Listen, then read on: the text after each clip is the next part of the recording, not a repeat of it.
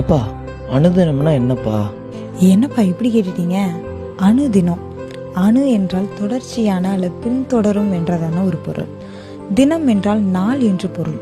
அதாவது இடைவெளி விடாம ஒவ்வொரு நாளும் தொடர்ந்து செய்கிற ஒரு காரியத்தை குறிக்க இந்த சொல்ல பயன்படுத்துகிறோம். இந்த உலகத்துல நம்ம அனுதினமும் செய்ய வேண்டிய நிறைய காரியங்கள் இருக்கிறது.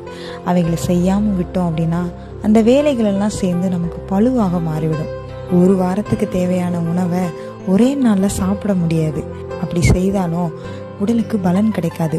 உடல் ஆரோக்கியமா இருக்கணும் அப்படின்னா ஒவ்வொரு நாளும் சமச்சீரான உணவு தேவை. அதே போலதான் நமது ஆத்மா பலப்பட தேவனுடைய வார்த்தை அவசியம்.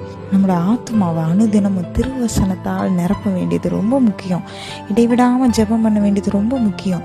ஒருவன் என் பின்னே வர விரும்பினால் அவன் தன்னைத்தான் வெறுத்து தன் சிலுவையை அனுதினமும் எடுத்துக்கொண்டு என்னை பின்பற்ற கடவன் என்று லூக்கா எழுதின சுவிசேஷ புஸ்தகத்தில் சொல்லப்பட்டிருக்கிறது. நாம அனுதினமும் ஜெபத்திலையும் வார்த்தையிலையும் நினைத்திருக்கும் பொழுது தேவன் நமக்கு அவருடைய அனுக்கிரகத்தை வழங்குகிறார். இன்றைக்கு நீங்களும் ஜெபத்துல அனுதினமும் இருங்க. தேவனுடைய வார்த்தையினால் அனுதினமும் உங்க உள்ளத்தை நிரப்புங்க.